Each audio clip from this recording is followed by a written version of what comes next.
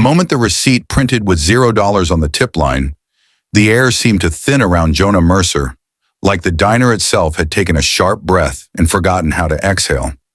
It was midday, sunlight pouring through the wide windows, catching the chrome edges of tables and the red vinyl booths.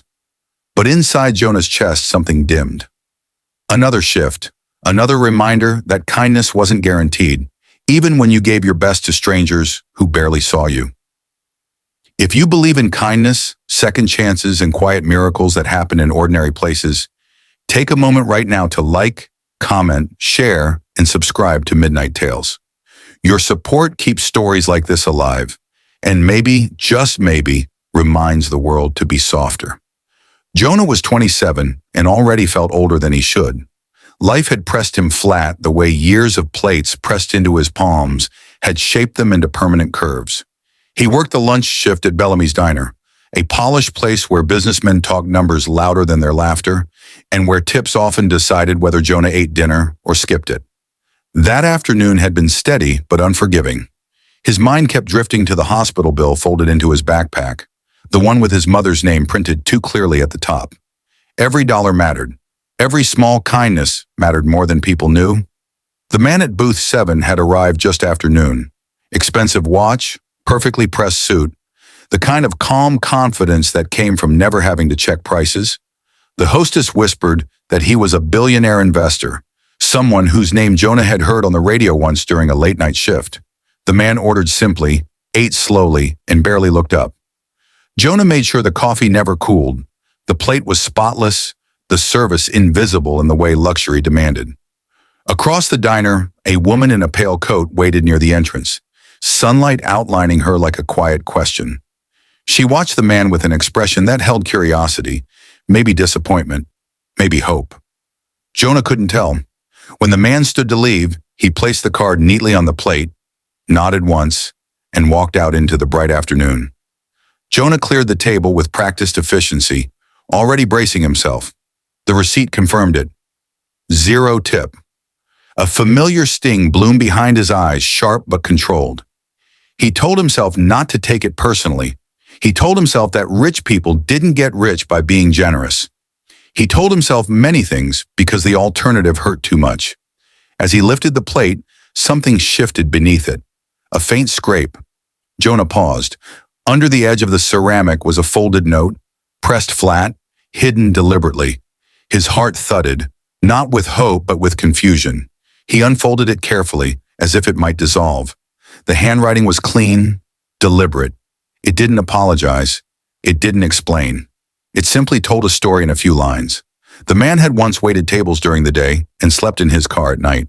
He had learned early how a single tip could mean the difference between dignity and despair. The note explained that the 0 on the receipt was intentional, not as punishment, but as a test of attention. Beneath the words was an address, a time, and a final line that said some things are worth more than money, but money still matters. Jonah read it twice, then a third time.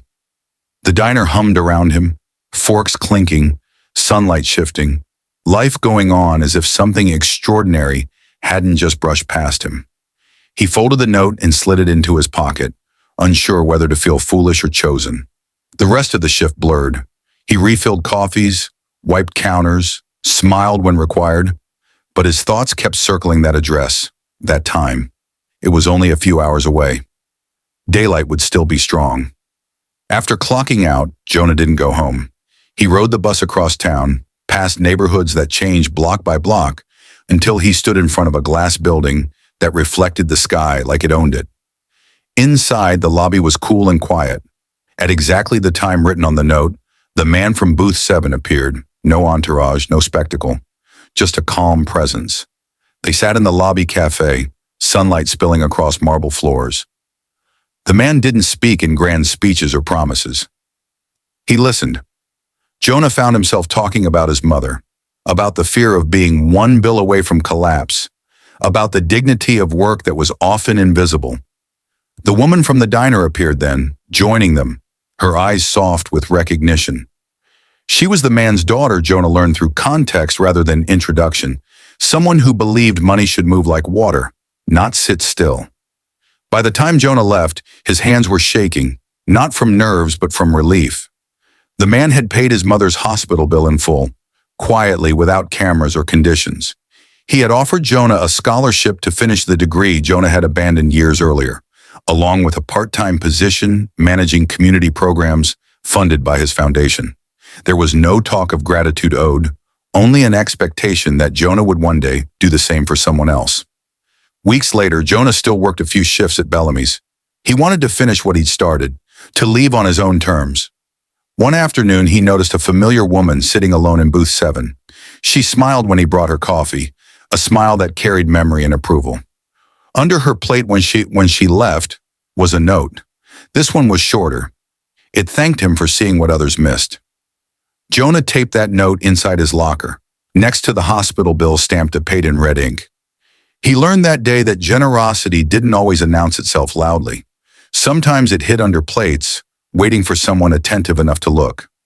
Sometimes the absence of money was the doorway to something far greater. And sometimes the world tested you not to break you, but to see if you'd keep your heart open anyway. If this story reached you, if it stirred something tender or hopeful inside, please like, comment, share, and subscribe to Midnight Tales. Your engagement helps these quiet stories travel further than they ever could alone. Before you go, take a moment to comment below and share what kindness means to you, because your words might be the note someone else needs to find. The afternoon sun still pours into Bellamy's diner every day, lighting up red booths and tired faces. Jonah knows now that even in the brightest hours, miracles can be subtle, almost invisible.